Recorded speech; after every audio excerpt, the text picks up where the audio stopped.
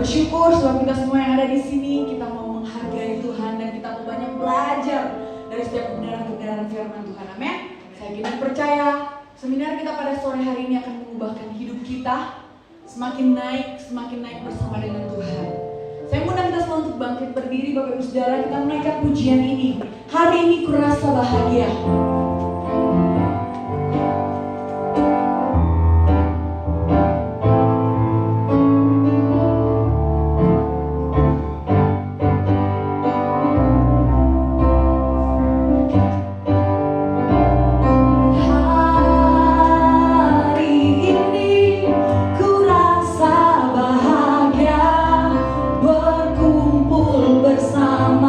Saudara seiman Tuhan Yesus.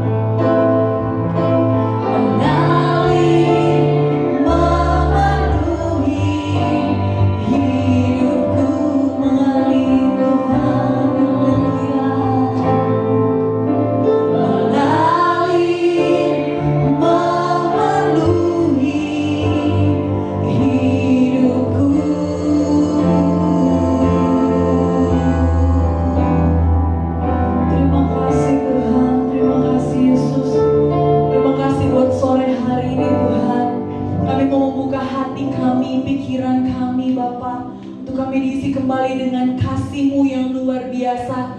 Biarlah kasih-Mu akan terus mengalir di dalam hati kami, di dalam hidup kami, sehingga kehidupan kami semakin hari semakin dibaharui oleh Kristus, karena kasih-Mu ada di dalam setiap hidup kami Tuhan. Terima kasih Bapa, kami mau siapkan hati kami, pikiran kami, tubuh, roh, jiwa kami, untuk kami semakin hari semakin bertumbuh bersama dengan Engkau Yesus. Engkau akan mengurapi hamba-Mu Pastor Rosi, yang akan menjadi saluran berkat-Mu pada sore hari ini.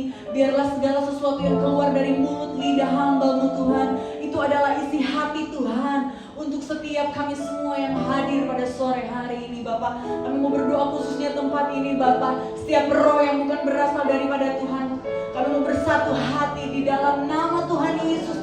Kami mau usir, hancurkan, keluar dari tempat ini di dalam nama Yesus. Keluar dari tempat ini di dalam nama Yesus. Biarlah kasih dan damai Tuhan ada mengalir memenuhi tempat ini, khususnya hati kami pada sore hari ini Tuhan. Terima kasih Bapa, dalam nama Tuhan Yesus Kristus kami siap diberkati oleh setiap kebenaran-kebenaran-Mu pada sore hari ini. Dalam nama Yesus Kristus kami berdoa, haleluya. Amin.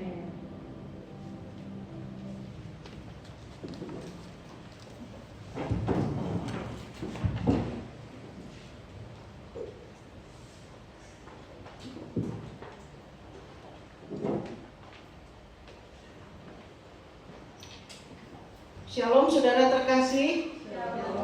Shalom. Puji Tuhan. Saudara-saudara, saya berharap saudara-saudara paham mengapa ini penting, karena begitu banyak sekali pertanyaan-pertanyaan, dan tanpa sadar kemudian kita diseret untuk tidak menyadari kita sedang masuk kepada pemahaman yang salah ya. Jadi pada hari ini kita mau belajar apa kata Alkitab tentang dunia arwah. Nah, saya mau tanya dulu, ini jujur-jujuran ya. Ini tidak bicara tentang apakah saudara lebih rohani daripada yang lain, tidak. Ketika saya tanya ini adalah pertanyaan biasa, dan ketika saudara berkata iya itu saya, tidak menunjukkan bahwa saudara orangnya ada rohani, bukan begitu. Saya mau tanya, siapa di antara saudara yang pernah mimpi arwah? Angkat tangan. Saudara tahu artinya mimpi arwah? Mimpi orang yang sudah meninggal. Dan mimpi orang yang sudah meninggal itu bisa dia lagi duduk minum kopi, atau dia lagi jalan-jalan sama kita. Pokoknya mimpi tentang orang yang sudah meninggal. Tolong angkat tangan. Ya, semakin banyak. Sekali lagi. Siapa di antara saudara-saudara yang pernah mimpi arwah? Satu kali aja, paling minimal. Orang yang sudah meninggal tiba-tiba saudara mimpi sama dia. Angkat tangan. Itu hal yang wajar. Kalau saudara nggak pernah mimpi arwah, justru saya malah bertanya-tanya. Ya, ini hal yang sangat wajar. Semua kita pernah memimpikan hal itu. Tapi sekarang kita akan belajar apa kata Alkitab tentang dunia arwah. Pertama-tama kita harus tahu dulu bahwa bukti pemujaan roh leluhur telah ditemukan di sejumlah tempat di Yeriko, Timur Tengah, yang sudah ada sejak 7 abad sebelum Masehi. Bentuk pemujaan ini juga ditemukan pada budaya Yunani, tempat orang yang paling pintar berasal dari sana, orang-orang yang berpikiran sangat maju pada waktu itu, Romawi kuno.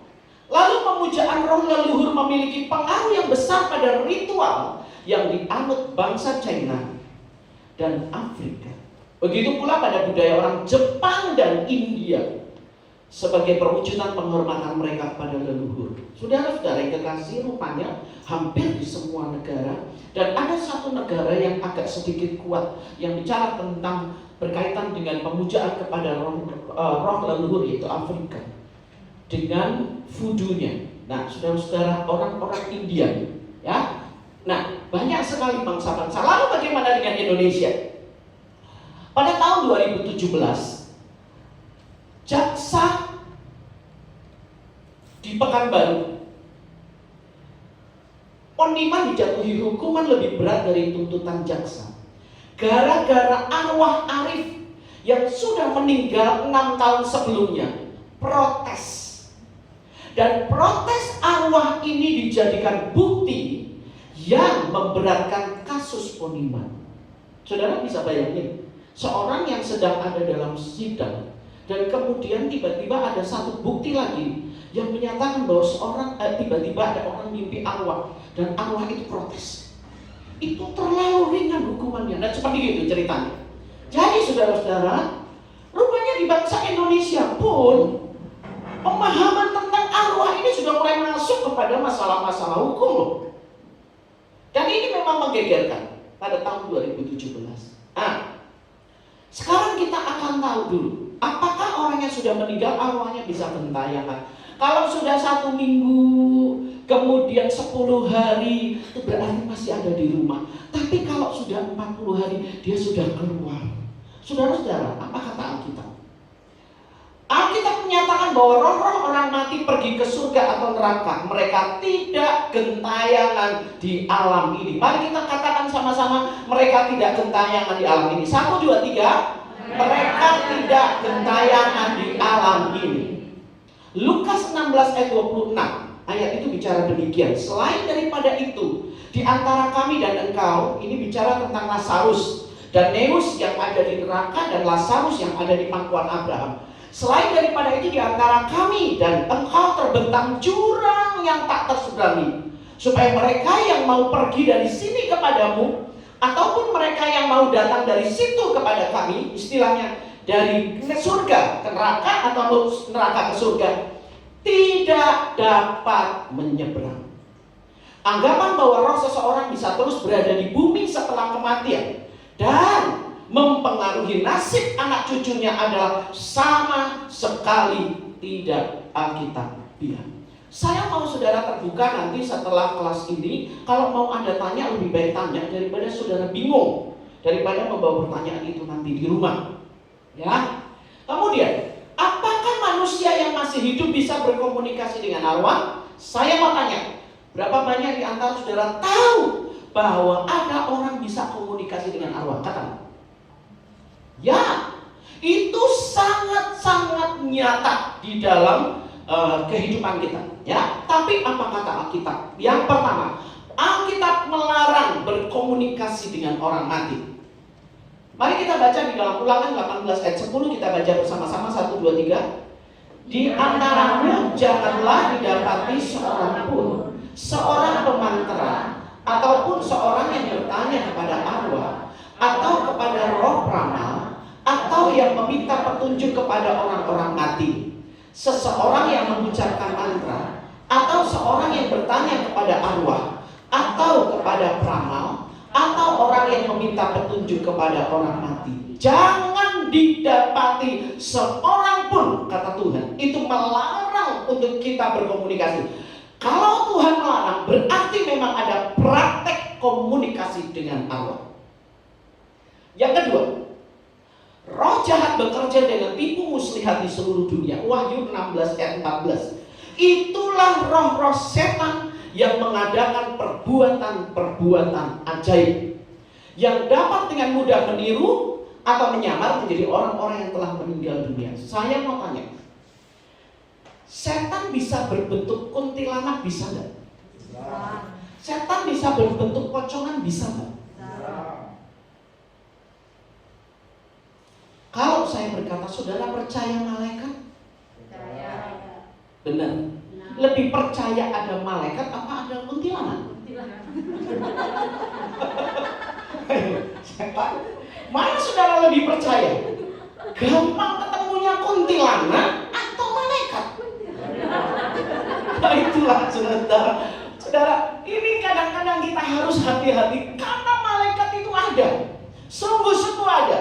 Jadi kalau Tuhan bisa membuat makhluk malaikat untuk menjaga kita, setan bisa berubah menjadi orang-orang yang seperti kekasih-kekasih kita. Memungkinkan enggak? Memungkinkan, ya. Nanti dulu. Masih lanjut lagi sebentar. Komunikasi dengan orang mati tidak mungkin karena 1, 2, 3, tirukan. 1, 2, 3. Komunikasi dengan orang mati tidak mungkin karena 1. Ayub 14 ayat 10 sampai 12. Orang mati tidak bangun. Tetapi bila manusia mati, maka tidak berdayalah dia. Bila orang binasa, di manalah ia? Ayub 14 ayat 10. Ayat yang ke-11, seperti air menguap dari dalam tasik dan sungai surut dan menjadi kering. Demikian juga manusia berbaring dan tidak bangkit lagi sampai langit hilang lenyap. Mereka tidak terjaga dan tidak bangun dari tidurnya. Jadi orang mati tidak bangun. Saudara katakan, orang mati tidak bangun. Sekali lagi, orang mati tidak bangun. Mengapa ini penting? Karena banyak di antara saudara tidak berani ke Paramarta. Beberapa orang tidak berani pergi ke Paramarta karena kesan kematian itu mengerikan. Jadi mereka takut kalau tiba-tiba ada tangan yang muncul. Nah, itu dia. Ya, Alkitab berkata tidak akan bangun kalau sudah mati. Ya, kemudian Ayub 7 ayat 9 sampai 10, orang mati tidak akan muncul lagi. Katakan sama-sama. Orang mati tidak akan muncul lagi. Ayat 7 pasal 7 ayat 9. Sebagaimana awan lenyap dan melayang hilang, demikian juga orang yang turun ke dalam dunia orang mati tidak akan muncul kembali. Ia tidak lagi kembali ke rumahnya dan tidak dikenal lagi oleh tempat tinggalnya. Jadi saudara-saudara, jangan saudara berpikir kalau dia sudah mati berarti dia masih duduk itu sofanya dia di situ. Karena firman Allah mengatakan dia tidak dikenal lagi oleh tempat tinggal.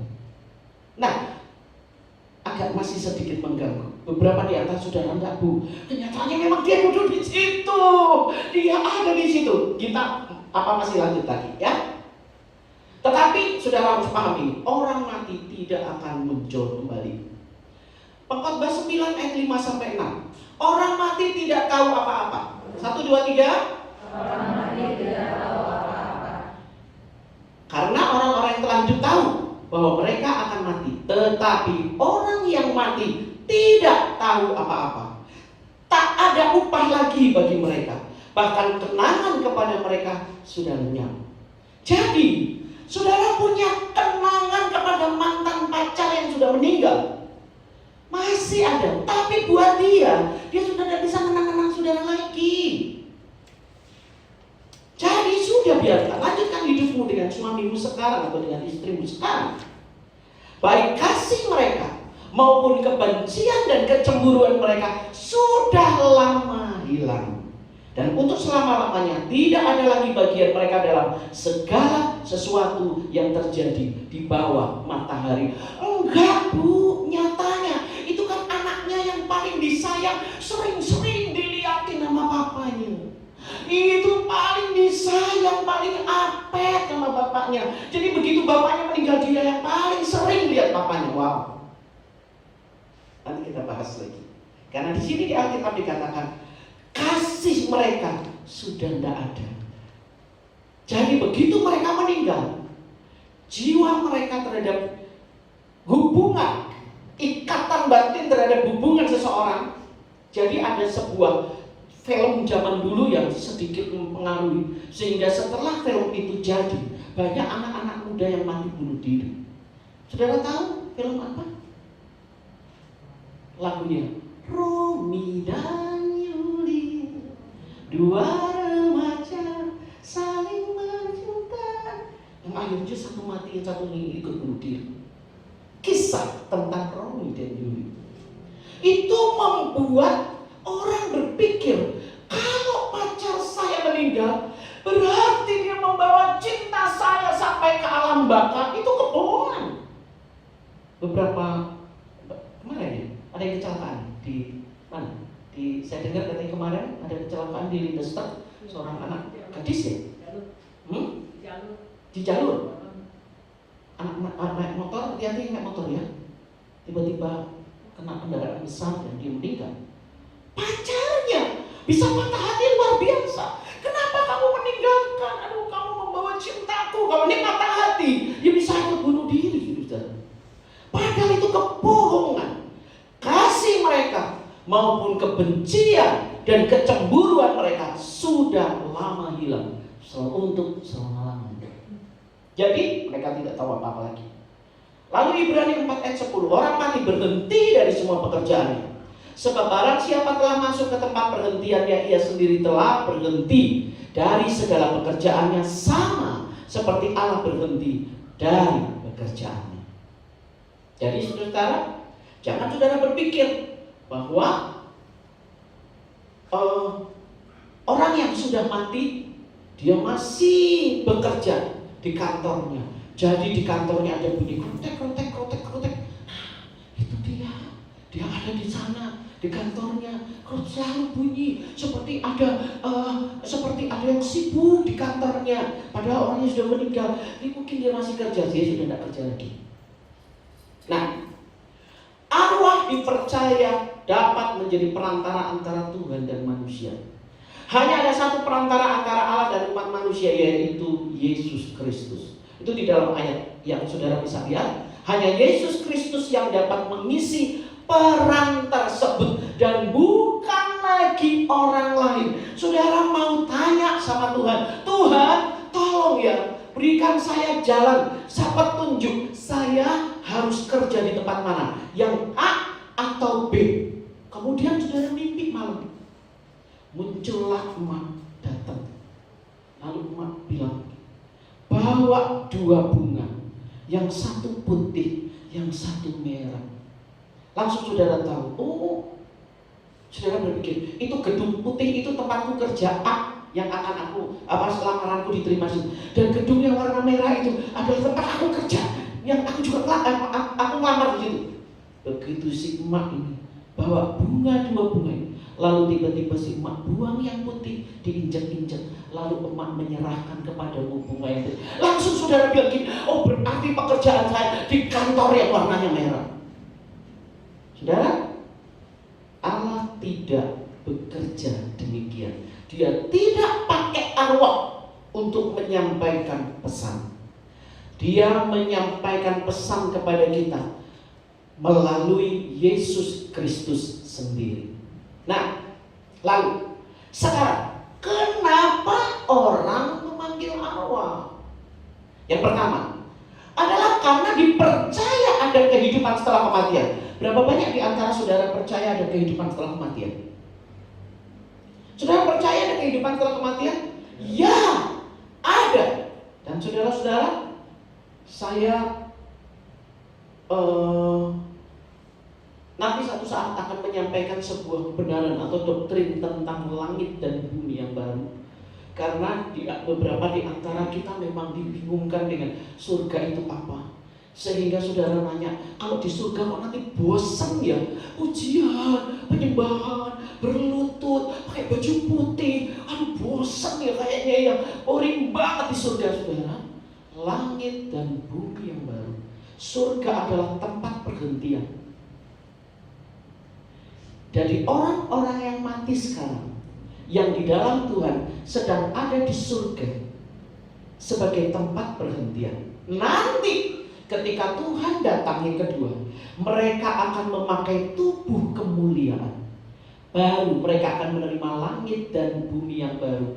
Langit yang bumi yang baru di situ di dalam firman Allah juga dikatakan, ayatnya mengatakan semua makhluk menantikan. Jadi saudara-saudara yang kehilangan anjing karena meninggal, mati, bukan meninggal, anjing meninggal, kucing yang meninggal, satu saat ada langit dan bumi yang baru, yang mungkin binatang-binatang kesayangan kita ada di sana.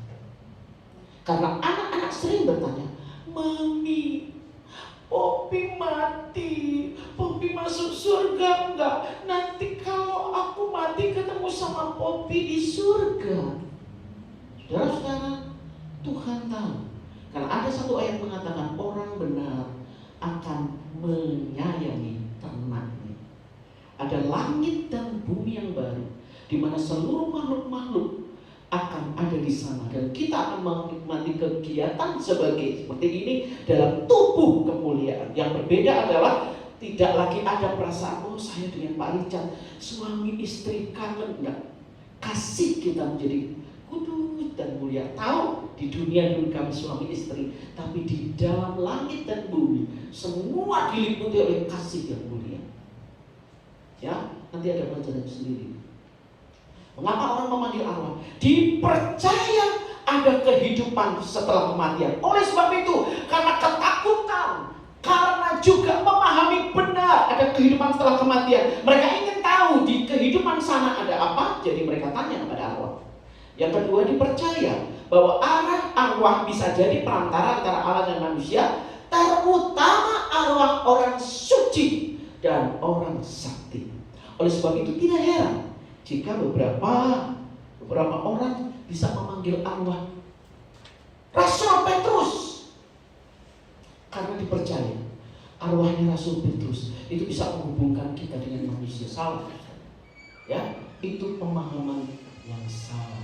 Kemudian yang ketiga, dipercaya arwah tahu masa lalu dan masa depan. Makanya biasanya para peramal memakai ritual memanggil arwah. Dipercaya. Saudara-saudara, saya mau beritahu, arwah tahu masa lalu enggak? Tahu. Arwah tahu masa lalu? Tahu. Tahu. Jadi kalau dukun bilang begini, Hilda, kamu waktu kecil pernah kebentur sama jendela sampai robek. Usiamu waktu itu 3 tahun, robek di sini. Hilda lagi hebat ya, hebat benar-benar. Padahal saya nggak pernah cerita loh, tapi mama memang pernah cerita. Wih, hebat, ini dukun hebat. Saudara, namanya juga setannya, tahu lah. Waktu kita kecil kita kebentur apa, kita jatuh apa, kita lakukan apa-apa, tahu. Dalam sebuah pelayanan, ketika dalam sebuah pelepasan seseorang, di situ saya dibantu oleh beberapa orang. Nah, lalu tiba-tiba si orang yang kesurupan ini, dia tutup mata, jaga buka mata, dia buka.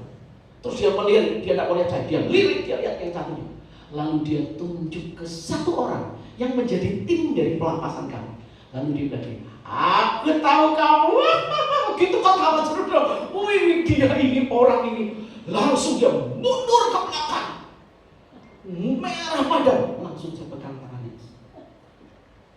Stop, tutup dalam nama Yesus. Kamu tidak boleh mengintimidasi. Tutup dalam nama Yesus. Tahu? Kalau dilanjutin, itu daftar dosa orang itu bisa kebuka, saudara. Nah, kalau sudah kebuka gitu kan stres dia. Waduh, dulu aku pernah begini sama perempuan sama perempuan ini, kan repot. Padahal kan Tuhan sudah mengampuni. Ingat tuh, setan itu jahat.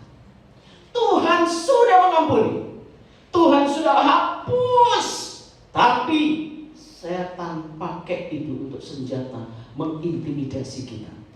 Nggak beda jauh dengan orang-orang yang bilang gini, aduh rasanya aku belum layak untuk pelayanan karena hidupku masih penuh dengan dosa. Siapa yang layak pelayanan? Nggak ada yang layak. Tuhan hanya mau siapa yang mau melayani aku. Ya, kita semua tidak ada yang layak melayani itu. Jadi arwah atau setan tahu tentang masa lalu kita, iya. Dan apakah dia tahu tentang masa depan? Yo, setan tahu tentang masa depan? Setan tidak tahu tentang masa depan. Nah, beberapa peramal mengatakan, beberapa di antara saudara sudah mendapat mimpi tentang tsunami. Saya bahkan juga sudah mendapat pesan tentang tsunami. Lalu beberapa peramal juga sekarang mulai gencar bicara tentang tsunami. Nah, saudara-saudara, peramal-peramal akan ada tsunami besar dan segala macam. Kemudian para para ahli juga mengatakan akan ada tsunami. Kenapa setan bisa meramalkan akan ada tsunami besar-besaran? Karena setan tahu lempengan di bawah laut kita sudah bermasalah dan akan berpotensi untuk tsunami. Bukan berarti dia akan tahu masa depan. Lalu kenapa setan bilang begini? Kamu dan suamimu akan cerai 2 tahun lagi. Kenapa dia tahu?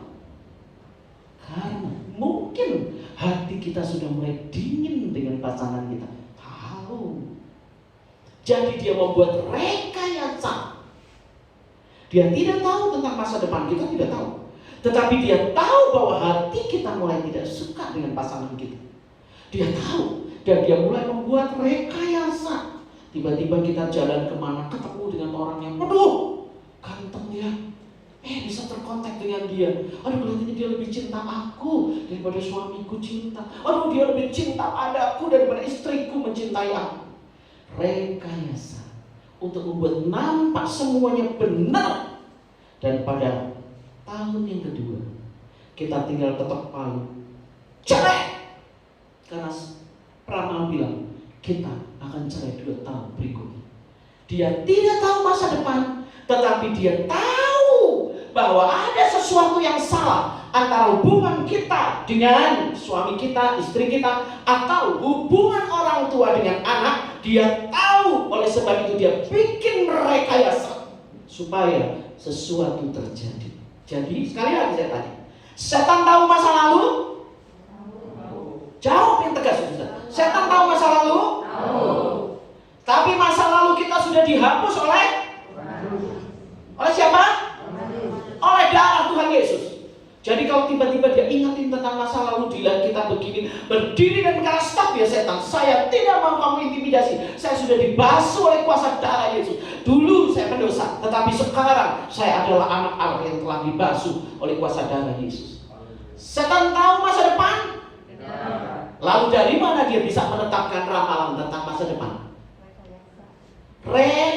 Rekayasa. Karena dia tahu kelemahan kita. Jadi pria-pria perokok, kalau setan dibilang 10 tahun lagi kamu akan kanker paru-paru, terima?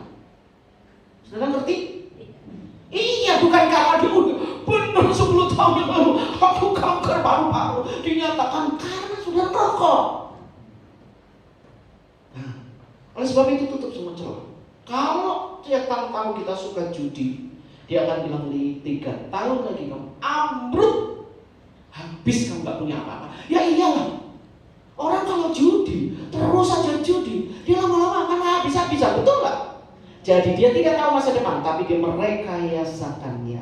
Maka biasanya para peramal memakai ritual memanggil arwah untuk tahu tentang masa depan dan segala macam. Dipercaya arwah orang meninggal tahu rahasia alam. Ya, dia tahu tentang rahasia alam itu yang saya berkata. Oh ya, akan ada tsunami, akan ada bencana besar-besaran, akan terjadi ledakan api yang luar biasanya jelas. Karena para ilmuwan mengatakan sepanjang jalur Pulau Jawa, seluruh gunung-gunung berapi yang tadinya tidak aktif, yang tadinya dinyatakan mati, sekarang semua bergolak. Tinggal tunggu waktunya Judea. Makanya pemerintah Jokowi bilang ke sana, ke Kalimantan, tempat yang paling aman, karena tidak ada gunung berapi. Ternyata dikejar oleh tsunami karena lempengan yang bergeser satu dengan lainnya. Tidak bisa menghindarkan Kalimantan dari tsunami besar-besaran. Dan saudara-saudara yang kekasih, lalu tempat aman mana? Karena memang Tuhan berkata di akhir zaman akan ada gempa bumi di mana-mana. Tak bisa kita lawan. Setan tahu rahasia alam ini. Kita saja yang tidak berjaga-jaga, yang masih aja buang sampah sana, buang sampah sini. Akhirnya banjir bandang tak karu-karuan. Cintailah alam ini. Ya. Kemudian dipercaya Allah lebih mengenal kita daripada orang hidup. Makanya walaupun tahu bahwa ramalannya gagal, tapi tetap aja yang diminta oleh dukun selalu dituruti. Ya, itu yang dibilang 3 tahun, waktu kamu 3 tahun kamu kebentur. Dia lebih tahu daripada yang lain. Bahkan anakku tidak tahu, siapapun nggak tahu, ini rahasiaku. Setan tahu. Jadi ketika dukun bilang saya minta ini kasih, kemudian gagal ramalannya, tapi tetap aja kita turutin, ya. Dipercaya arwah punya kemampuan supranatural.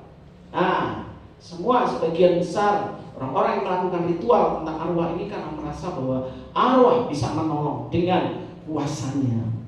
Dipercaya arwah para leluhur dapat bertindak seperti dewa, bisa mempengaruhi nasib anak cucu dengan cara memberkati atau mengutuknya. Jadi mereka berdoa dan memberikan hadiah ataupun persembahan kepada roh para leluhur ini demi menyenangkan mereka supaya bisa mendapatkan berkat. Oleh sebab itu tidak heran jika beberapa di antara kita ketika pagi hari bangun dan bilang gini, harus benerin kuburannya emak karena tadi malam emak nangis, dia tidurnya kotor sampah-sampah, berarti harus pergi ke kerkop bersihin.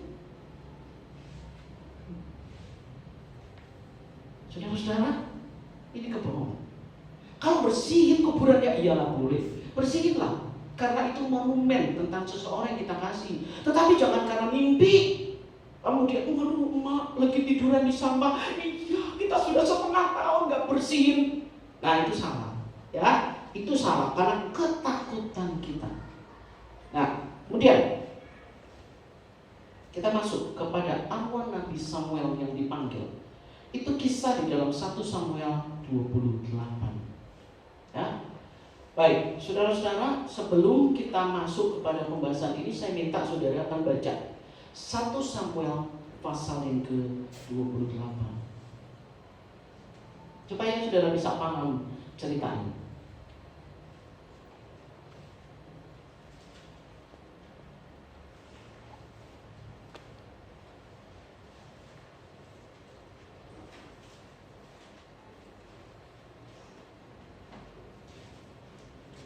Satu Samuel pasal yang ke-28.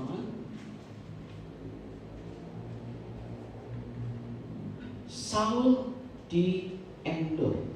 Bisa tolong dibuka?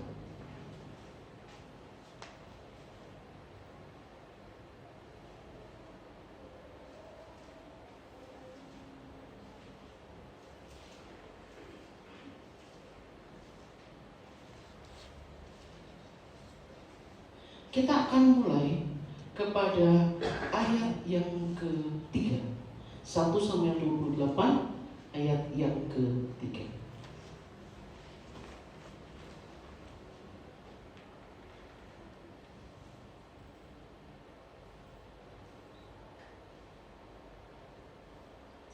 Kita mulai dari ayat yang kelima saja. Ya. Kita baca bersama-sama saudara. Saya minta kaum pria akan membaca ayat yang pertama dan kaum wanita akan membaca ayat yang kedua. Berarti kaum pria yang ganjil, kaum wanita yang dengar. Kaum pria, mari 1, 2, 3. Ketika Saul melihat tentara Filistin itu, maka takutlah ia dan hatinya sangat gemetar. Dan Saul bertanya kepada Tuhan, tetapi Tuhan tidak menjawab dia, baik dengan mimpi, baik dengan Urim, baik dengan perantaraan para nabi. Lalu berkatalah Saul kepada para pegawainya, carilah bagiku seorang perempuan yang sanggup memanggil Allah, maka aku hendak pergi kepadanya dan meminta petunjuk kepadanya. Para pegawai yang menjawab dia, di Endor ada seorang perempuan yang sanggup memanggil Allah. Lalu menyamarlah Saul, ia mengenakan pakaian lain dan pergilah ia dengan 2 orang. Ketika mereka pada waktu malam sampai kepada perempuan itu, berkatalah Saul, cobalah engkau menenun bagiku dengan perantaraan Allah, dan panggillah supaya muncul kepadaku orang yang akan susul kepadamu.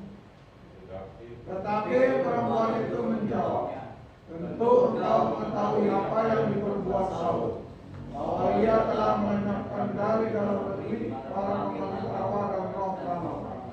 Mengapa engkau mengasah berat terhadap nyawaku untuk membunuhku?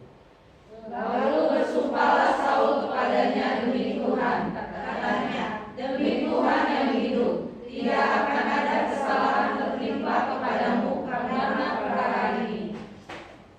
Sesudah itu bertanyalah perempuan itu, siapakah yang harus panggil supaya muncul kepadamu? Jawabnya, panggillah Samuel supaya muncul kepadaku. Ketika perempuan itu melihat Samuel, berteriaklah ia dengan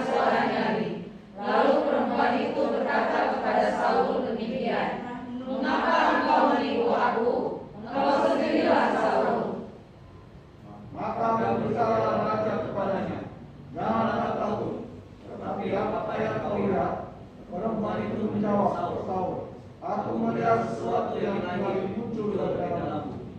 Kemudian bertanyalah ia kepada perempuan itu, bagaimana rupanya? Jawabnya, ada seorang tua muncul bersebutkan jubah. Maka tahulah Saul bahwa itulah Samuel. Lalu berlututlah ia dengan mukanya sampai ke tanah dan sujud menyembah. Sesudah itu berbicara Samuel kepada Saul, mengapa engkau mengamuk aku dengan memanggil aku muncul? Kata Saul, aku sangat dalam kejepit. Orang Filistin berperang melawan aku, dan Allah telah undur daripadaku. Ia tidak menjawab aku lagi, baik dengan perantara namun maupun dengan mimpi. Sebab itu aku memanggil engkau, supaya kau memberitahukan kepadaku apa yang harus kuperbuat. Lalu berbicara Samuel, mengapa engkau bertanya kepadaku? Padahal Tuhan telah undur daripadamu dan telah menjadi musuhmu. Tuhan telah melakukan kepadamu seperti yang difirman-Nya dengan perkataanku, yakni Tuhan telah mempercayakan kerajaan dari tanganmu dan telah memberikannya kepada orang lain kepada Daud. Karena Allah tidak mendengarkan suara Tuhan, dan Dia melaksanakan murkanya yang menyala-nyala itu atas Amalek. Itulah sebabnya Tuhan melakukan hal itu kepadamu pada hari ini. Juga orang Israel bersama-sama dengan engkau akan diserahkan Tuhan ke dalam tangan orang Filistin.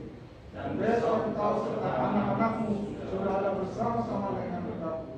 Juga tentara Israel akan diserahkan Tuhan ke dalam tangan orang Filistin. Ya, sampai di sini. Saudara-saudara yang kekasih, arwah Nabi Samuel yang dipanggil Tuhan ini memang menjadi perdebatan. Apakah betul Nabi Samuel muncul ketika petenung atau dukun dari Endor ini, wanita di Endor ini memanggilnya? Saudara-saudara yang kekasih, kita harus cerdas betul-betul melihat. Yang pertama, di Samuel 28 ayat 6 Saul bertanya kepada Tuhan, tetapi Tuhan tidak menjawab dia.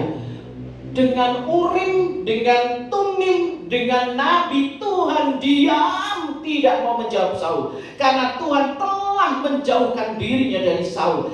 Jika Tuhan tidak mau berkomunikasi dengan Saul ketika Samuel masih hidup, mungkinkah Tuhan akan mengizinkan Samuel dipanggil oleh Saul melalui dukun?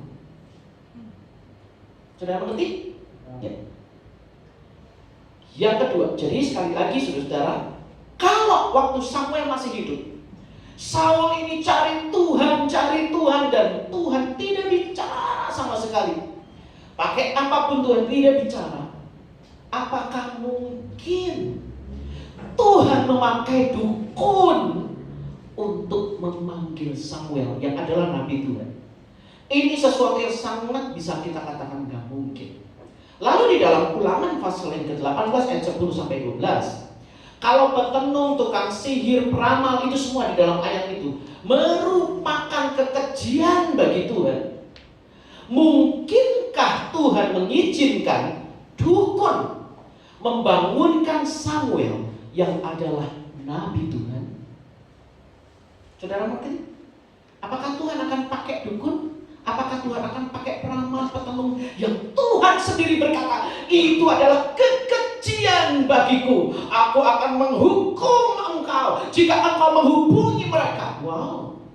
Lalu apakah Tuhan izinkan dukun itu membangunkan Samuel? Itu kita bisa sanggah dengan berkata ini, nggak mungkin.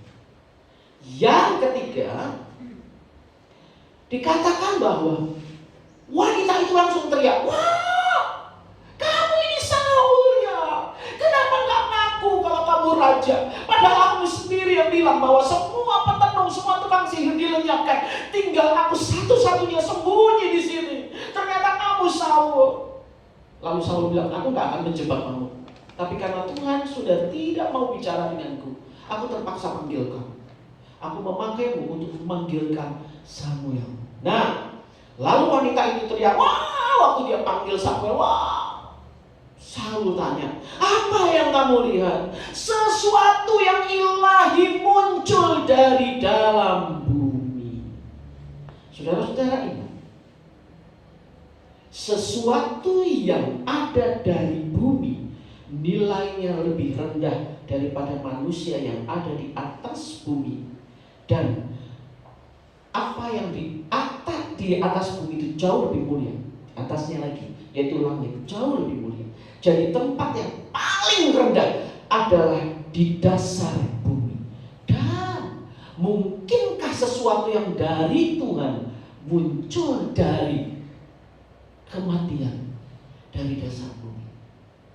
Sesuatu yang ilahi, dan ingat, itu adalah teriakan wanita atau dukun itu, dan bukan kata firman Tuhan.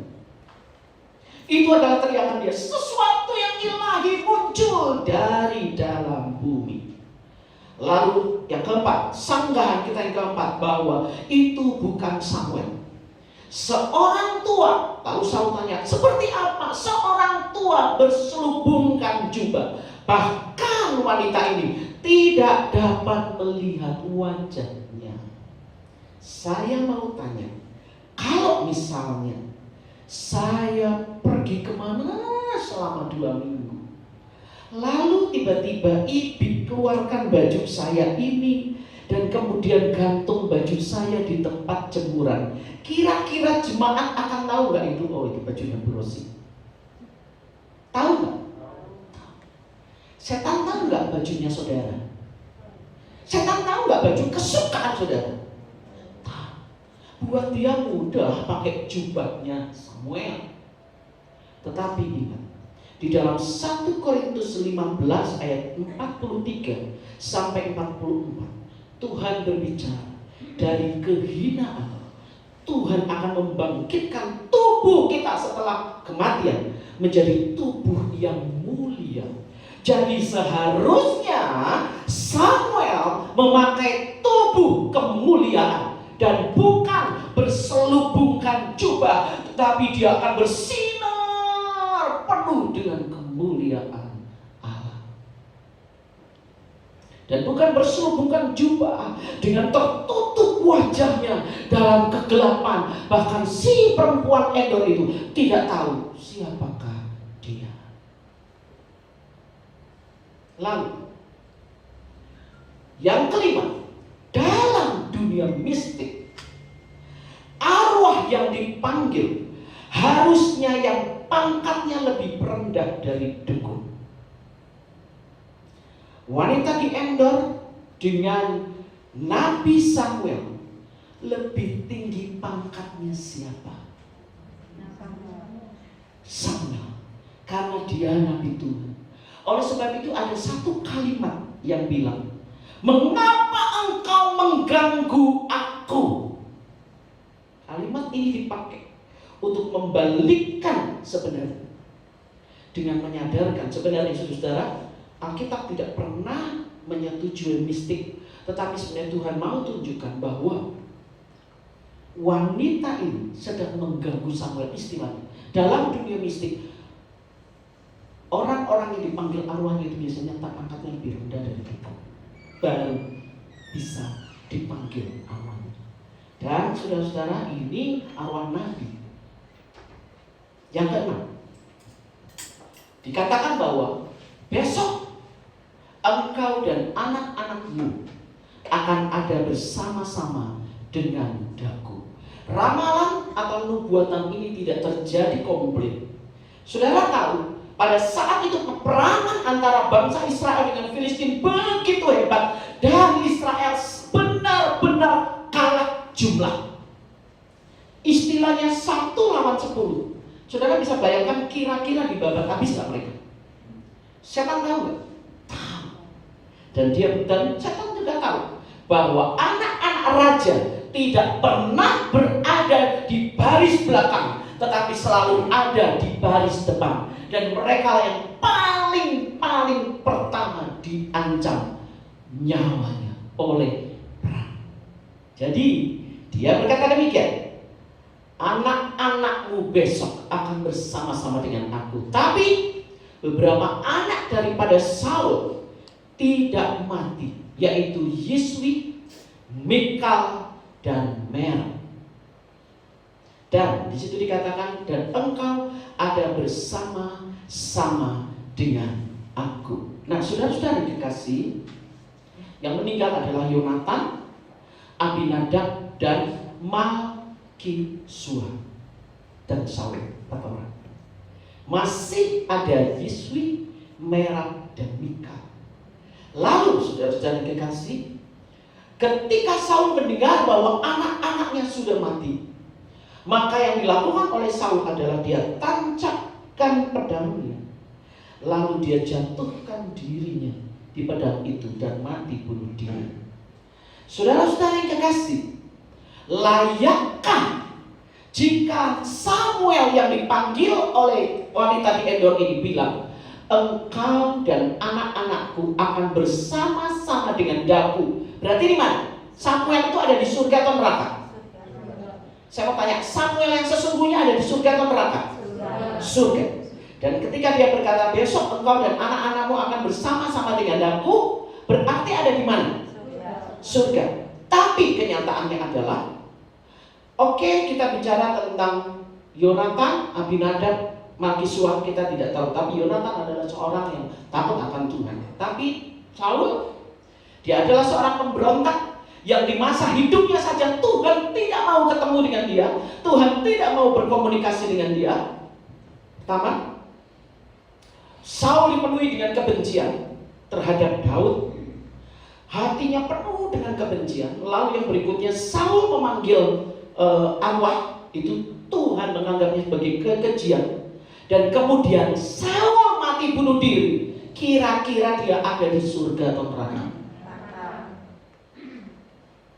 Walaupun segala penghakiman adalah milik Allah, tetapi dalam kisah ini kita harus jeli melihat, layakkah Saul, seorang yang penuh dengan dosa, pemberontak terhadap Tuhan, memanggil dukun, mati bunuh diri, dan Samuel yang benar-benar berkata, engkau akan bersama-sama dengan aku dalam kebahagiaan di Firdaus.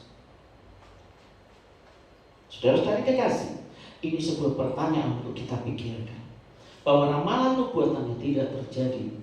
Lalu yang ketujuh, dari buahnya kita akan mengenal pekerjaan itu dari Tuhan atau bukan. Saul bunuh diri menunjukkan bahwa buahnya bukan hasil dari pekerjaan Tuhan. Oke, sampai di sini. Saudara paham?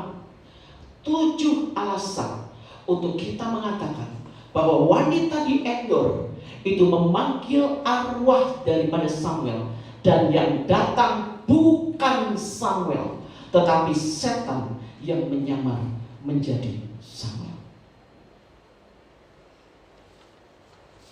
Iblis atau setan, 2 Korintus 11 ayat 14. Hal itu tidak usah mengherankan, sebab iblis pun menyamar sebagai malaikat terang. Saudara-saudara, seandainya di sini tiba-tiba muncul pocongan, saya mau tanya, berapa banyak di antara saudara yang akan tetap ada di tempat ini, dan berapa banyak yang kabur?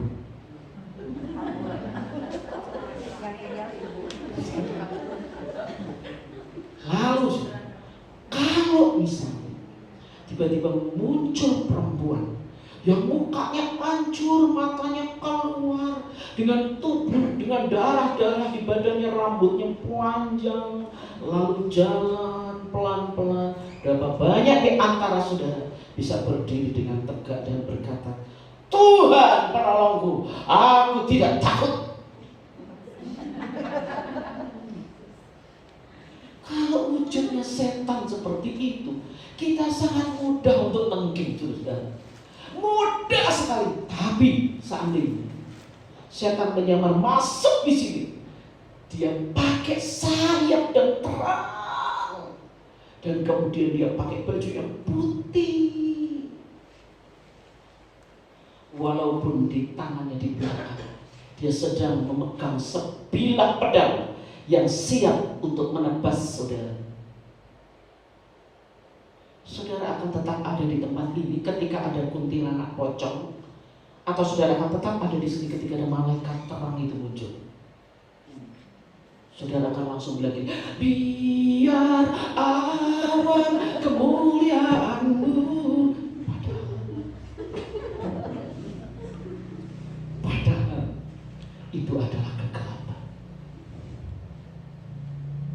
Saudara-saudara, jangan heran. Mudah bagi iblis atau setan menipu manusia yang terperdaya itu, seolah mereka adalah orang yang pernah hidup di bumi. Jadi dia bisa datang memakai siapa ya? Siapa di sini hamba Tuhan yang hebat yang sudah meninggal dunia? Saya kenal dengan seorang hamba Tuhan dari GSJA, namanya dulu dia adalah ketua umum kami, Bapak Pendeta Manasye Rumkeni. Orang yang sangat sederhana, yang penuh dengan hikmat, penuh dengan kasih, dan dia melayani Tuhan benar-benar dengan hati yang tulus. Manasye Rumkeni, saya sebut seperti itu. Jika tiba-tiba dia datang di sini, muncul dalam tubuh kemuliaan, saudara kira-kira akan bilang apa? Itu dari setan atau dari Tuhan?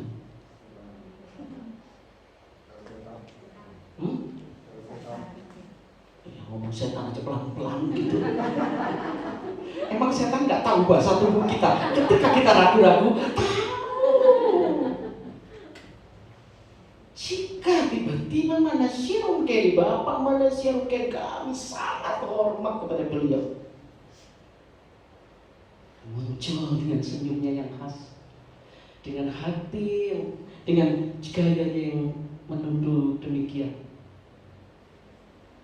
Saudara akan bilang, Tuhan, Engkau menghadirkan hamba-Mu yang begitu hidupnya begitu baik, begitu indah, Engkau menghadirkan di tengah-tengah kami. Kami sangat diberkati, padahal dia sudah mati. Jadi jangan kita terperdaya, dibohongi, seakan-akan Bapak Manasye Rumkeni pernah hidup, yang pernah hidup itu muncul kembali dan kita hormati, agung-agungkan dia. Hati-hati, itu bukan dari Tuhan. Dia bisa muncul, dan itu kemunculannya bukan dari Tuhan. Sebagai makhluk supranatural, iblis, setan-setan itu dapat mengetahui latar belakang seseorang. Dia bisa tahu engkau kita suka makan ikan esmol. Dia tahu bahwa kakek kita suka minum kopi. Jadi kalau amit-amit ya, kalau Pak Richard nanti suatu saat mengalami pengangkatan, jadi kalau sudah lihat kopi hitam ada di kantornya Pak Richard, ada di kantornya Pak Richard.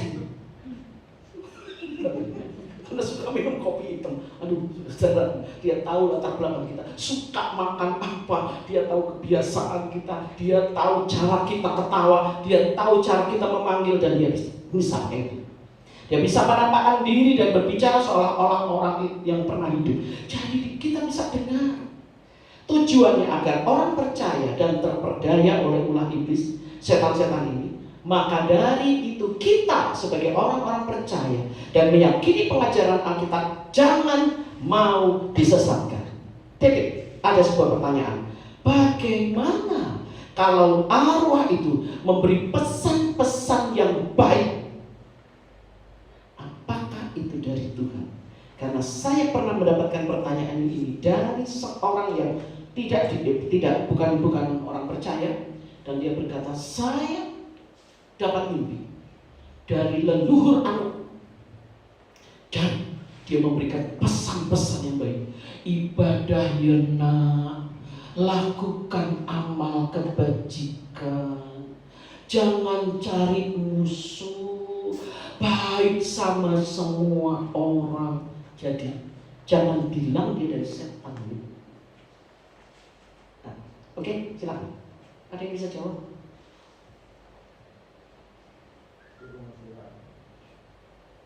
kalau dia memberi pesan-pesan yang baik. Iya ya, muncul dia. Kamu ibadah jangan lupa ya. Besok hari Minggu ibadah ya nak. Bawa Alkitab jangan lupa. Jangan cuma bawa handphone. Jangan cari musuh di gereja ya nak. Baik-baik. Itu opah kita memberi pesan hari Sabtu malam nanti untuk besok. Kira-kira saudara itu dari Tuhan atau dari setan? Yang lain gak bisa jawab. Ayo, dari Tuhan atau dari setan?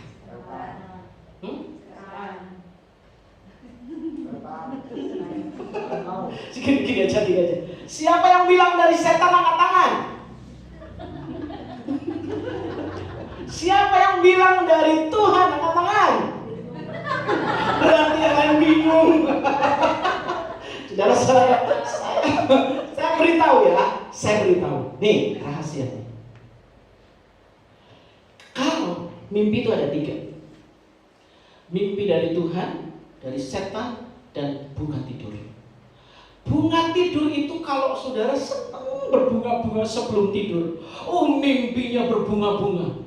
Tapi besok bangun, aku mimpi senang. Tapi gak tahu apa ya. Lupa, tapi pokoknya mimpi aja. Itu bunga tidur. Ya, itu bunga tidur. Makanya kalau anak mau tidur jangan dicubitin, jangan diceplesin. Karena anak itu bisa nangis. Lagi tidur, nangis ya.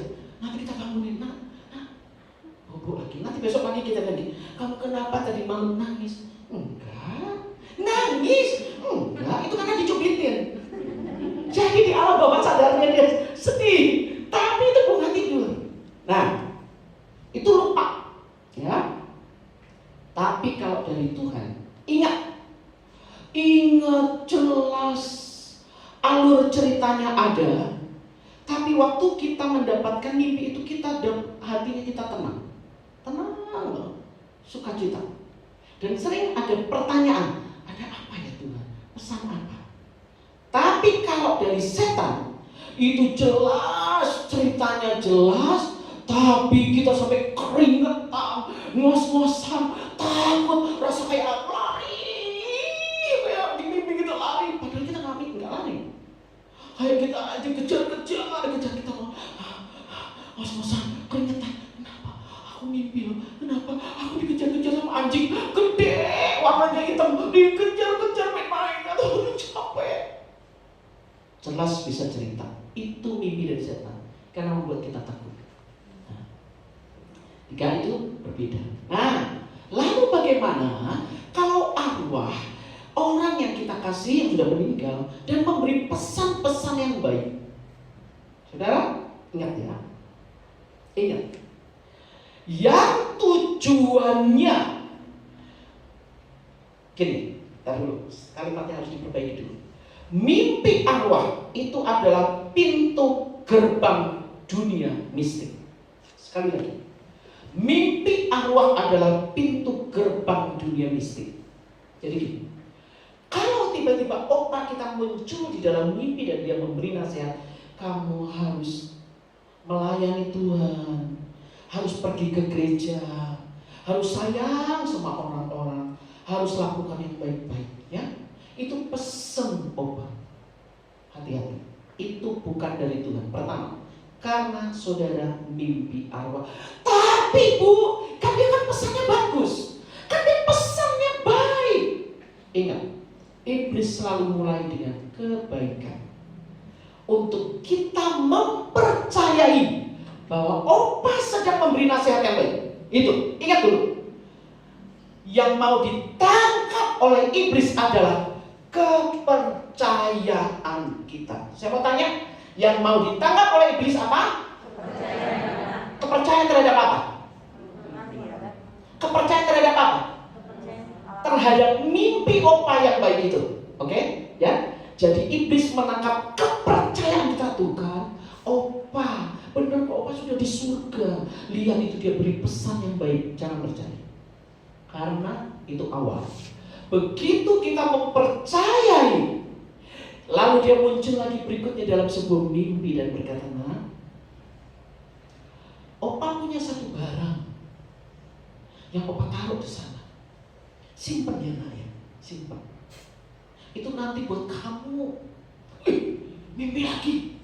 Wah, Opa sayang loh sama aku. Dia punya satu barang. Tapi barangnya di mana ya? Lemarinya ada, tapi saya nggak tahu barangnya di mana. Mungkin ke barang gaib kali ya. Jadi saudara mulai buka lemari. Di mana ya barang Opa ya? Tapi kosong kok. Memang Opa taruhnya di lemari ini, katanya di lemari ini. Tapi barang apa? Saudara tahu?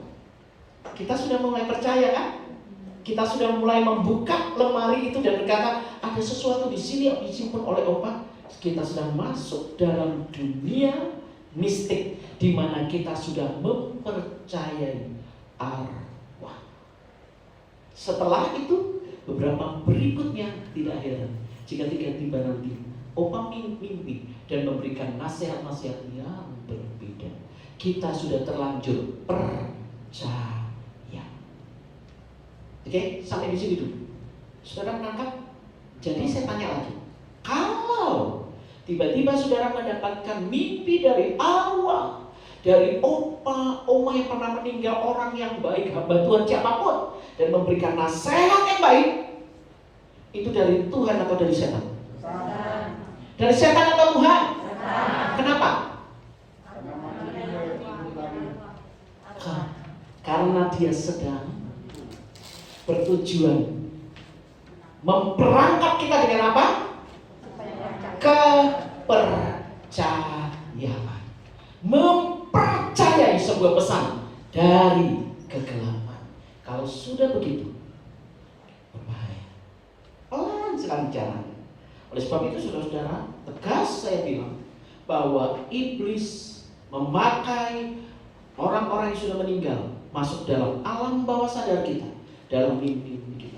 Baik, saya minta tolong Eksa untuk maju ke depan. Ini mendadak, saya tidak pernah cerita sama dia. Tidak ngomong, saya mendadak aja. Saya rasa ini perlu buat dia. Saya akan tanya, saudara dengarkan. Waktu jadi Eksa punya orang tua angkat, yaitu tantenya yang disebut sebagai Mama Windy. Dan dia tinggal di Jakarta bersama dengan Mama Windy. Dan setelah Mama Windy ini meninggal dunia, berapa lama dia mimpi tentang Mama Windy? Setahun. Setiap hari itu. Lalu cerita di mimpi itu tentang apa? Kehidupan sehari-hari. Tentang kehidupan sehari-hari. Pergi ke sana, makan di rumah, nonton, tuh. Dia tidak pernah terganggu. Nah, beberapa waktu yang lalu, setelah Eksa menemukan tujuan hidupnya, mulailah mimpi kembali. Yang setelah lama ya, udah nggak mimpi, tiba-tiba mimpi kembali Mama Windy. Dan bisa cerita sebentar? Sehari-hari. Iya, tentang sehari-hari. Kisah tentang sehari-hari, kegiatan sehari-hari. Saudara-saudara, waktu itu saya sudah berdoa untuk menutup pintu untuk dia tidak mimpi arwah. Sudah selesai, lalu tiba-tiba kenapa kok mimpi arwah Mama Windy muncul lagi? Dan kegiatan sehari-hari. Saya mulai tanya sama Tuhan, ada apakah yang salah dengan dia? Dan saudara-saudara, satu kali dia datang lagi dan dia bilang gini, aku mimpi lagi Mama Windy. Dan itu sehari-hari lagi. Dan kemudian dia mau pamitan, tapi Mama Windy kayak keberatan, dia mau pergi dan segala macam. Saya mulai tanya sama Tuhan, Tuhan kenapa? Ini gak beres. Mimpi tentang arwah yang terus-terusan selama 1 tahun itu aja sudah gak beres. Lalu setelah dia bereskan, dia hadapan Tuhan selesai, lalu tiba-tiba ketika dia sudah mulai menemukan tujuan hidup, lalu tiba-tiba muncul lagi mimpi itu. Hampir seminggu ya. Hampir seminggu tiap malam. Dan gak menakutkan. Cuma kegiatan hari-hari. Dia antar kemana, naik mobil, ngobrol, oh ini itu seperti itu. Lalu saya tanya kepada Tuhan, Tuhan ini apa? Ini apa? Tiba-tiba Roh Kudus beritahu kepada saya, ikatan batinnya dengan Mama Windy belum dibereskan, belum diputuskan, sehingga dia tidak bisa move on. Dia tidak bisa maju untuk tahu bahwa kebutuhannya akan kasih dia temukan di dalam Tuhan, dan bukan di Mama Windy yang sudah meninggal. Jadi dia bolak-balik nengok ke belakang, seakan-akan itulah rumah saya, itulah mama saya, itulah kegiatan saya, terus ditarik. Akhirnya saya bilang, oke Esa, kamu tahu Roh Kudus ngomong, ini bicara gini, kamu masih terikat dengan Mama Windy, sehingga kamu tidak bisa jalan terus di dalam Tuhan. Kamu tidak bisa mengerti kasih di dalam Tuhan yang sesungguhnya, karena terus kamu terpaut kepada kasihnya Mama Windy. Akhirnya saya bilang, malam kamu doa dan putuskan semua, putuskan. Saya putuskan ini, beberapa poin saya kasih, putuskan ini. Saya mau tanya, malam itu kamu berdoa secara pribadi, dia berdoa sebelum tidur, dan malam itu kamu mimpi gak? Sekarang gak pernah mimpi lagi. Makasih. Saudara,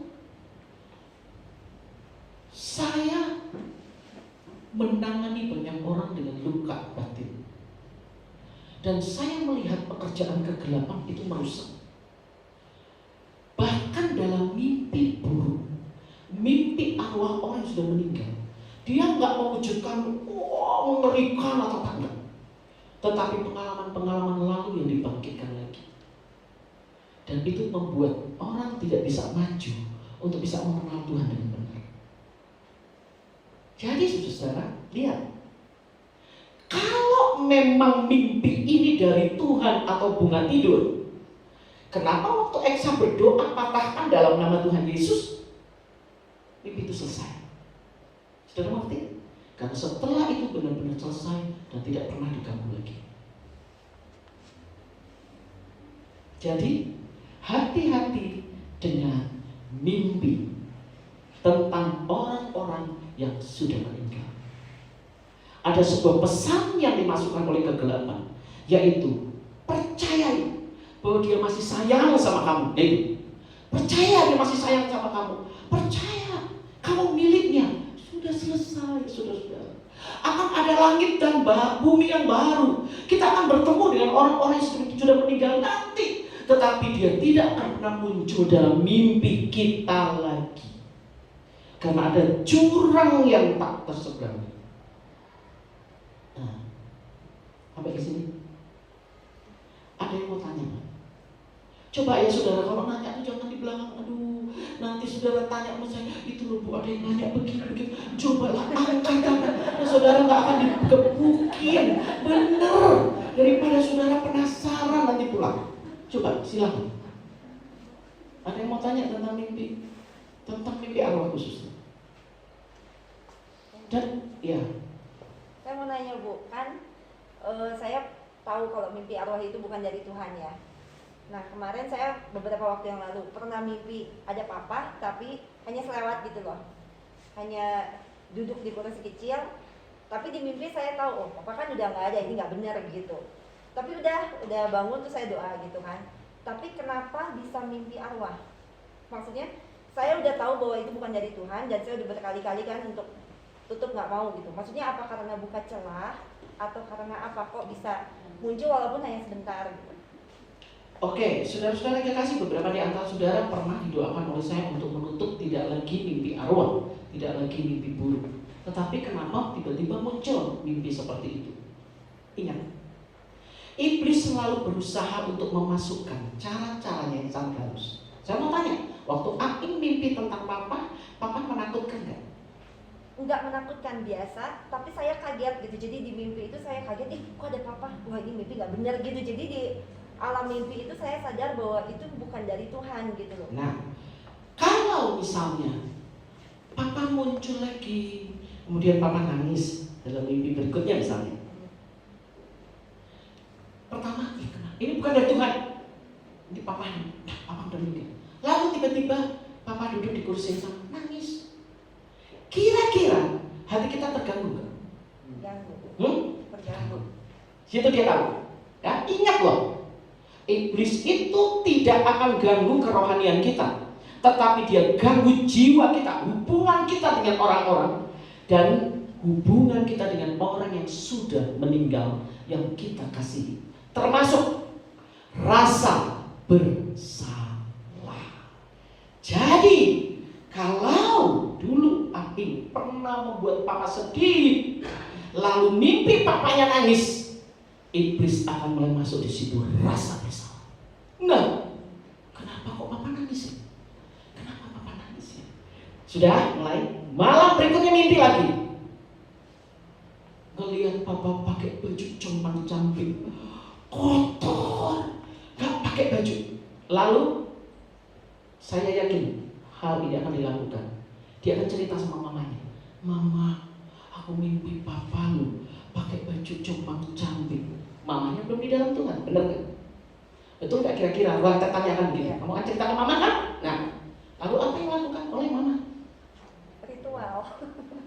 Mamanya, karena belum di dalam Tuhan, akan lakukan ritual. Kamu ya, itu karena kamu gak pernah ke kuburan papa.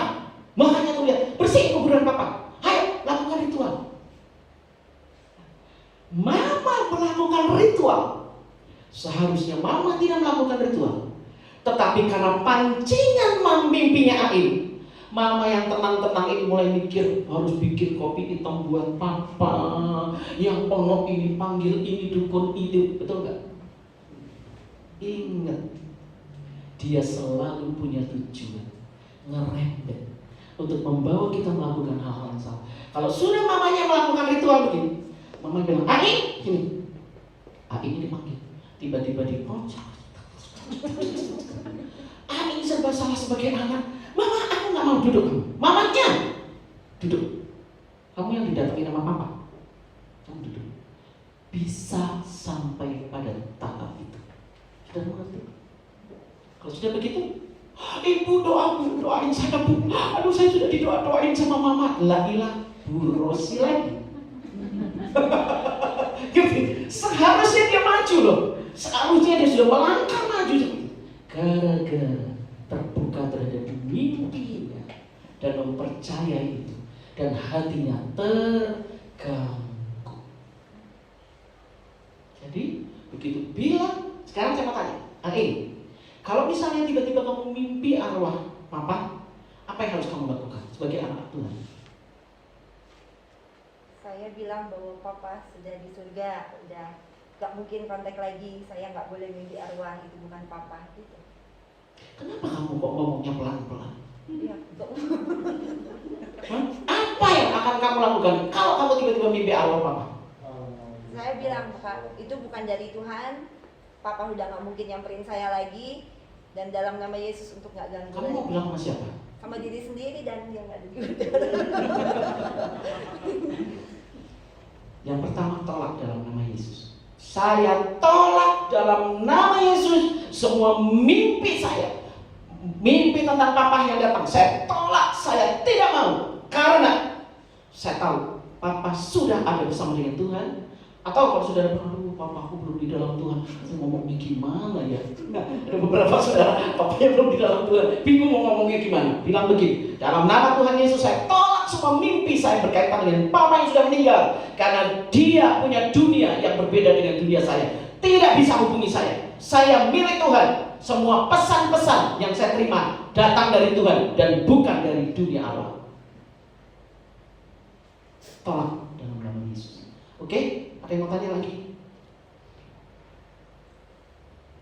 Ya, si Omni, bisa tolong diturunkan supaya saya bisa lihat mulutnya? Ya. Bu, dulu saya pernah mimpi, tapi saya nggak tahu ini mimpi arwahnya Tuhan Yesus apa mimpi Tuhan Yesus beneran apa malaikat kayak gitu. Padahal mimpi saya itu kayak datang dari langit, terus dia itu mata bercahaya wajahnya, terus ada banyak orang di bawahnya termasuk saya gitu. Padahal waktu itu saya baru berdukun Bu, besoknya gitu. Maksudnya saya dikasih ada tetangga supaya ini dulu Erika kan masih 1 tahun panas badannya. Jadi kata si orang pintar ini kasih minum air supaya anakmu sembuh katanya. Terus malamnya saya mimpi itu Bu. Itu mimpi apa itu? Saya mau tanya, ibu mimpi arwah nggak? Ya itu arwah apa mimpi Tuhan Yesus? Saudara, Tuhan Yesus disebut arwah atau bukan? Oh iya. Tuhan Yesus nggak pernah mati. Jadi Tuhan Yesus nggak pernah kita anggap sebagai arwah. Tuhan Yesus adalah Tuhan, Dia nggak pernah mati. Jadi ketika ibu saya mimpi tentang Tuhan Yesus, ibu baru berdukun kan? Paginya baru berdukun. Kelewatan. Kalau saya sudah saya cinta loh. Bener, Tuhan sayang sama ibu bener ya. Inilah Tuhan bilang, anakku kamu sesat. Kamu sesat, gitu loh istilahnya ya. Tuhan mau menampakkan diri kepada ibu lewat mimpi. Kalau itu adalah, saya gini, saudara-saudara banyak orang ya yang belum di dalam Tuhan dan sudah di dalam Tuhan, mereka mendapatkan mimpi-mimpi yang berkaitan dengan Tuhan, lihat Tuhan dan segala macam. Saya mempercayai itu dari Tuhan. Saya mempercayai itu dari Tuhan. Dan Tuhan Yesus gak pernah disebut arwah Tuhan Yesus. Takut saya, Bu. Hati-hati, Bu. Ya, itu adalah Tuhan Yesus. Dan ibu mimpi tentang Tuhan. Ibu mimpi tentang Tuhan. Jadi kalau ibu tanya, loh, kan saya kan pagi baru berdukun, kenapa saya mimpi Tuhan? Oh, itu kedaulatan Allah. Itu adalah karena kasih sayangnya kepada ibu untuk menunjukkan kamu punya Tuhan. Kenapa kamu lari kepada seperti itu? Dan yang kenyataan yang sekarang terjadi adalah ibu ada di sini dan tidak terhilang. Saya percaya adalah bagian dari mimpi itu adalah menjaga iman ibu untuk tetap ada di dalam lingkaran anugerah Tuhan. Ya, puji Tuhan. Ada yang lain? Nathan? Sebentar. Kan saya punya teman gitu, teman SMA. Dia Kristen sih, tapi kayaknya bukan apa sih, bukan kayak KTP gitu.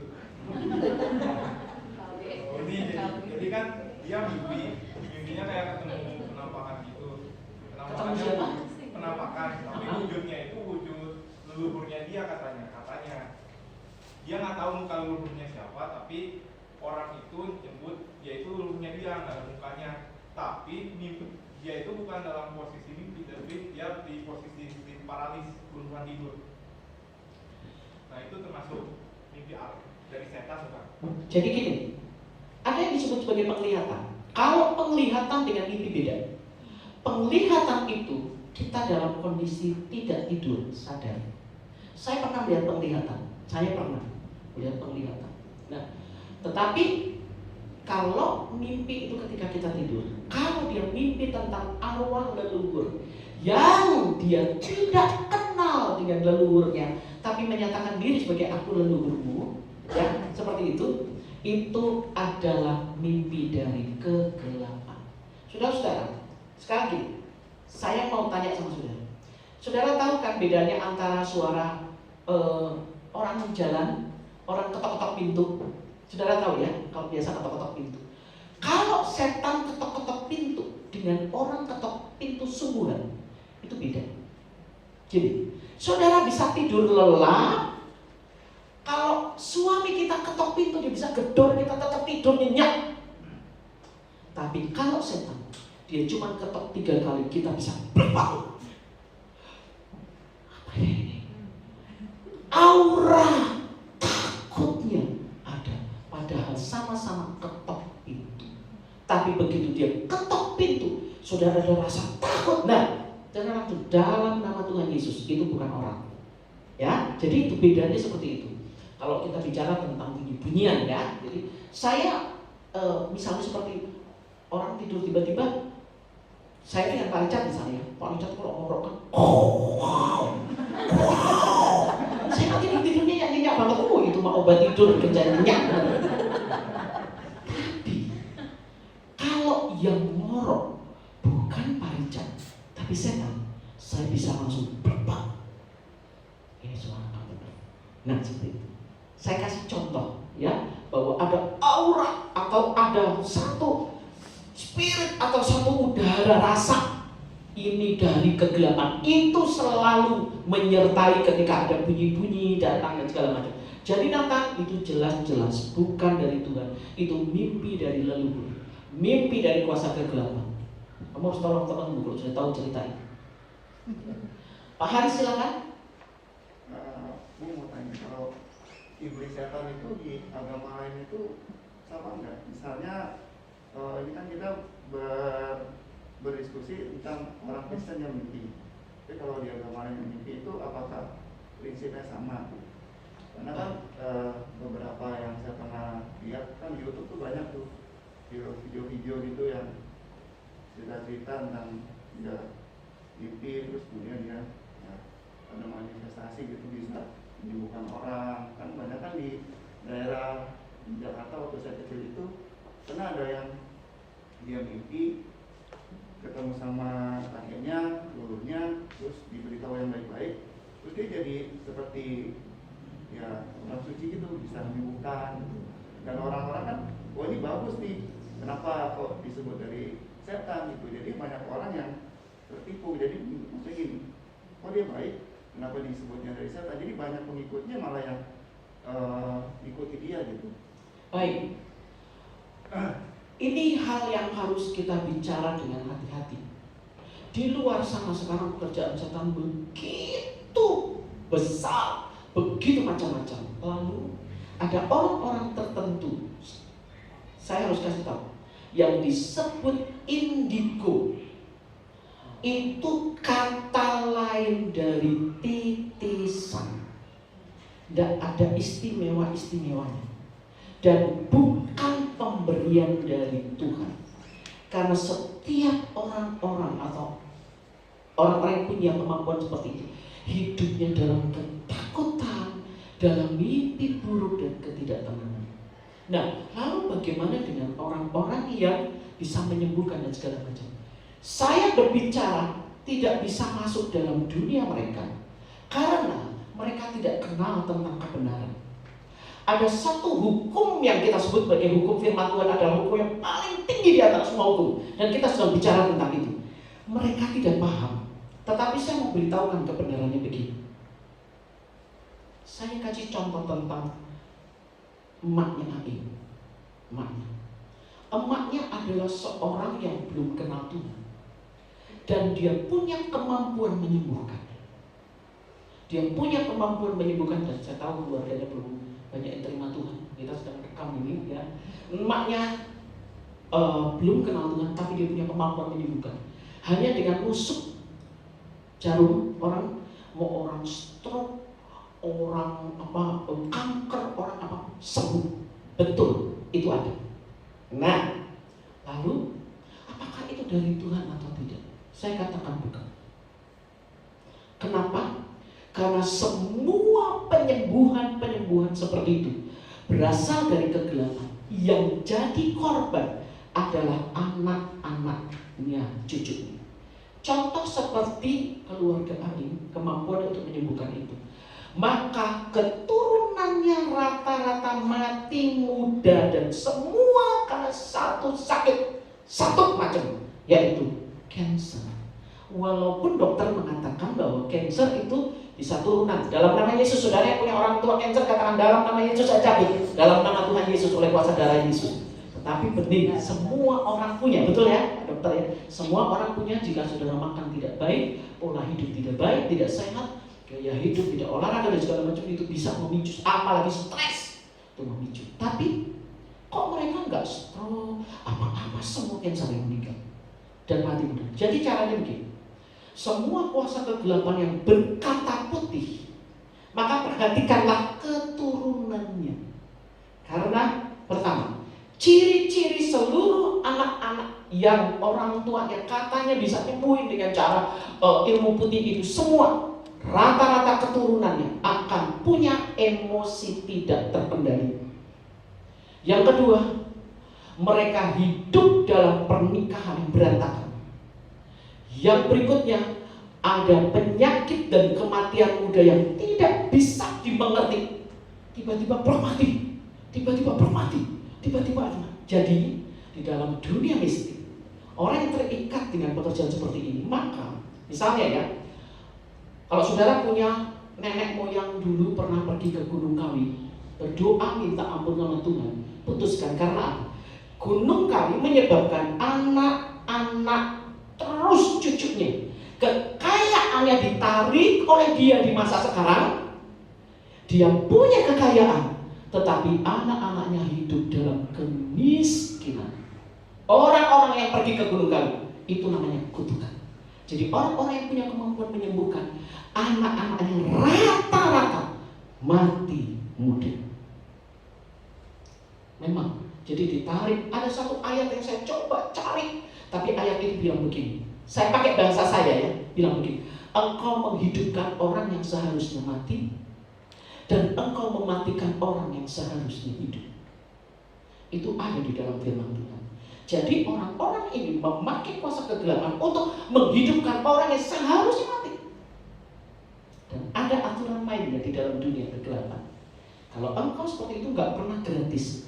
Anakmu ambil usia orang itu, dia panjang 5 tahun atau 10 tahun, maka anakmu umurnya dikurangi 10 tahun. Selalu ada konsekuensinya. Saya agak susah bicara karena pertama mereka tidak, kita berada di dalam satu dunia yang berbeda. Kita sedang bicara tentang firman Tuhan dan mereka tidak. Tetapi perhatikanlah buah hasil dari kehidupan anak-anaknya.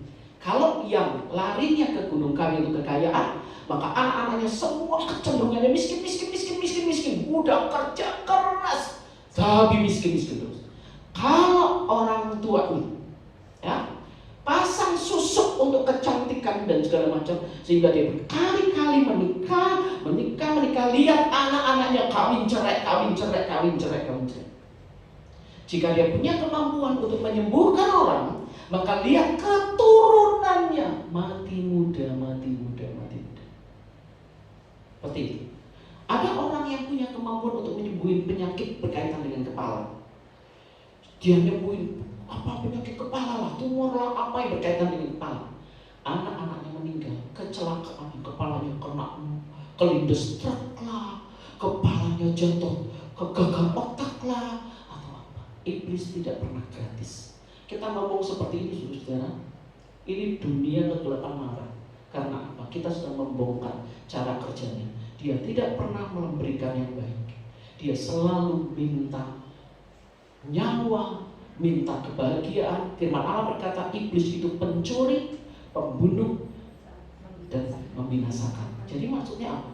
Dia mencuri sukacita kita, dia mencuri berkat kita, dia mencuri kebahagiaan rumah tangga, dia curi anak-anak, sehingga beberapa kasus di antara saudara-saudara yang mandul gak punya anak, kami harus doa dulu pelepasan. Begitu doa pelepasan, bulan depan hamil. Dan ini gak bisa dicerna secara medis.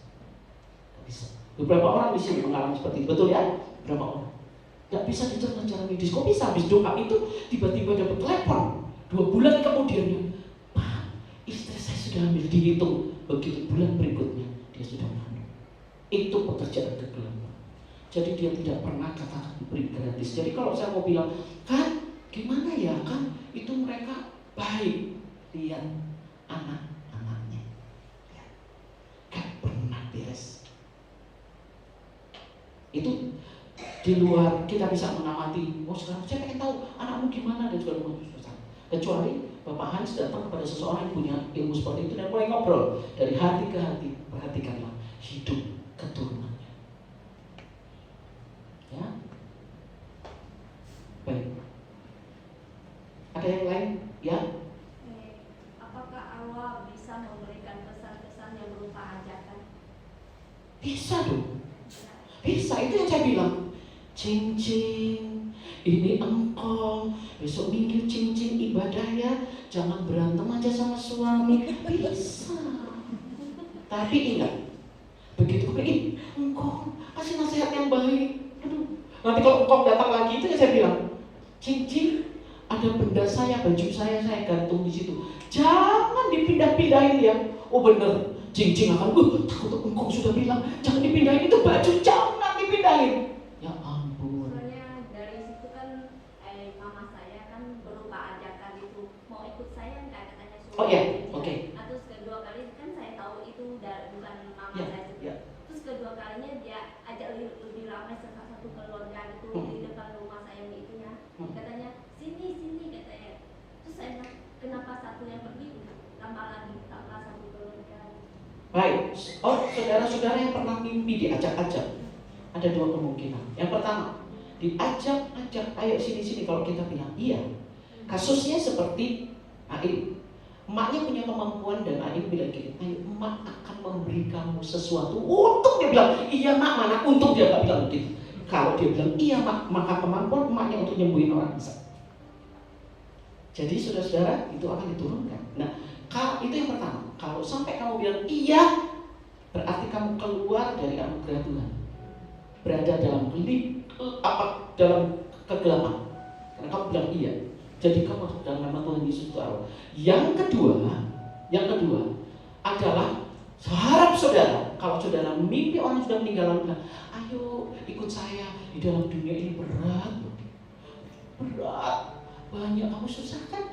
Ayo ikut saya. Saudara, itu berarti ajakan untuk meninggal. Tidak heran tiba-tiba serangan jantung karena kita bilang ya. Iblis berkata, dia mencuri, membunuh, membinasakan. Tujuannya adalah menyesatkan supaya kita tidak menerima anugerah Tuhan di masa depan. Jadi jangan bilang iya, jangan. Langsung sadar, dalam nama Tuhan Yesus saya nggak mau ikut. Karena saudara, saya tanya, saudara yang pernah mimpi diajak-ajak begitu, sadar nggak kalau dia sudah meninggal? Sadar kan? Sadar. Dia sudah meninggal sadar. Saudara bisa memilih untuk berkata tidak. Ada yang masih suka diganggu-ganggu dengan mimpi arwah? Kalau saudara masih, berdoa, minta putuskan ya. Oke, ini musik harus latihan. Ada pertanyaan satu kali lagi terakhir. Setelah itu kita akan doa. Dan kali ini kita akan doa khusus untuk menutup semua mimpi-mimpi buruk, supaya tidak ada mimpi buruk lagi yang berkaitan dengan arwah yang mengganggu kita. Ada satu pertanyaan lagi? Ya, Sally. Kan kalau setiap malam misalkan saudara kecapean kan, jadi kalau tidur tuh selalu bilang kan sering mau tidur terus dibungkus serius kayak sering nggak mimpi dulu. Tapi pas itu tuh setiap tengah malam kebangun terus gak ingat mimpi apa, terus tiba-tiba suka perasaan gak enak bisa. Kenapa ya? Perasaan kayak? Perasaan gak enak. Perasaan gak enak. Karena kamu mimpi nggak? Kayak gelap gitu aja. Saya harus bilang sama saudara ya, manusia terdiri dari 3, yaitu apa? Tubuh, jiwa, dan roh. Dari tubuh, jiwa, dan roh mana yang tidak bisa diganggu oleh setan? Roh. Ketika kita Tuhan, saya rindu Engkau, saya mau beribadah, saya mau ini doa apa, roh tidak bisa mengganggu kita. Ketika kita baca Alkitab, roh tidak bisa ganggu kita. Ya, roh kegelapan tidak bisa ganggu kita. Karena roh kita sudah dibangkitkan dan menjadi milik Tuhan. Tapi iblis bekerja di jiwa kita. Di jiwa kita iblis tahu hubungan kita yang tidak baik dengan orang, kita luka, kita marah. Nah, dalam ketika kita tidur, ada yang disebut sebagai alam bawah sadar. Dan alam bawah sadar ini menyimpan semua memori pengalaman-pengalaman, baik yang senang dan baik yang susah.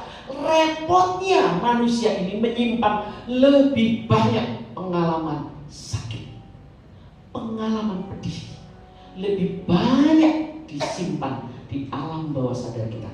Jadi ketika kita bangun, jika jiwa kita terluka terhadap orang ini, orang itu, orang, ada rasa kosong di situ, ada rasa duka cita di situ.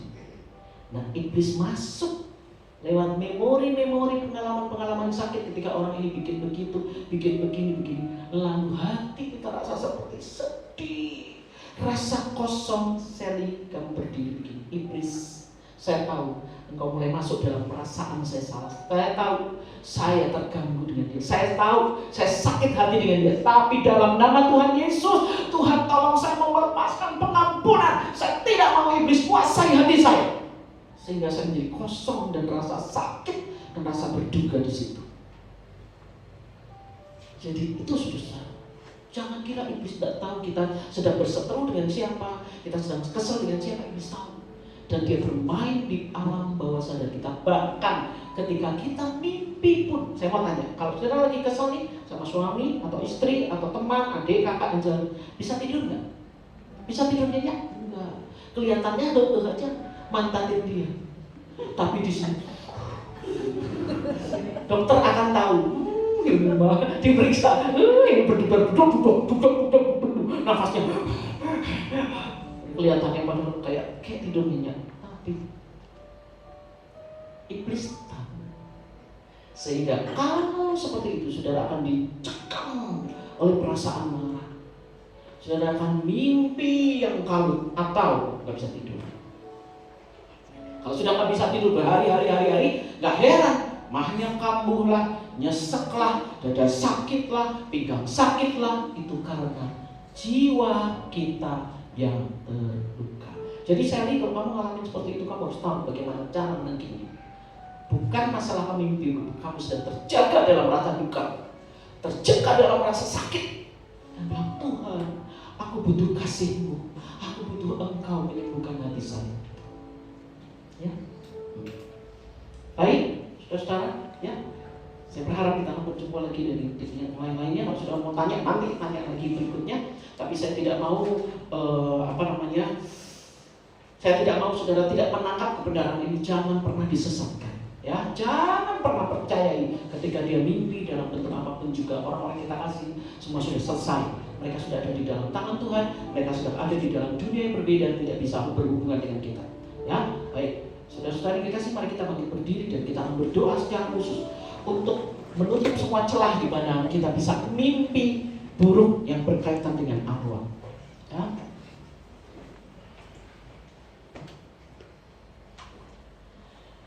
Kita nyanyikan lagu Kau Tahu Hatiku Tuhan, Kau Tahu Rinduku Tuhan.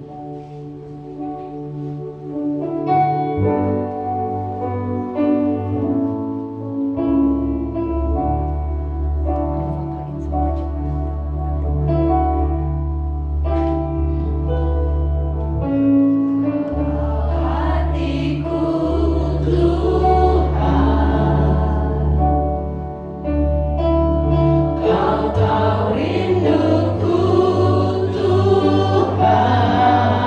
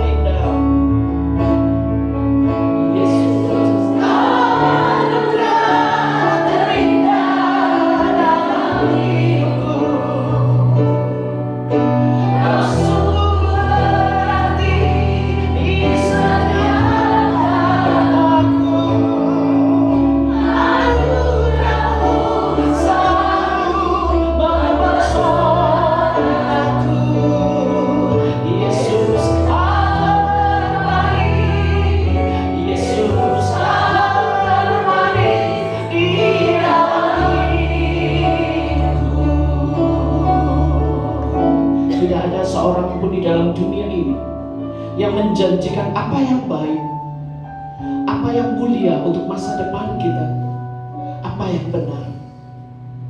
Di luar dia dikerjakan oleh kegelapan untuk mencuri, membunuh, dan membinasakan kita. Dia masuk di pintu gerbang mimpi kita, agar kita mempercayai tentang dunia arwah. Malam hari ini kita harus mengambil sikap yang benar. Hanya Yesus yang menyucikan pikiran kita, yang masuk di dalam alam bawah sadar kita, membersihkan semua memori, semua hal-hal yang dikerjakan oleh kegelapan. Kita minta Tuhan bersihkan kita. Malam hari ini, jika saudara berkata, Tuhan, saya orangnya, saya mau pikiran saya terbuka, alam bawah sadar saya terbuka dengan mimpi-mimpi arwah, sehingga dia bekerja di situ. Saya ingin dibereskan di hadapan Tuhan.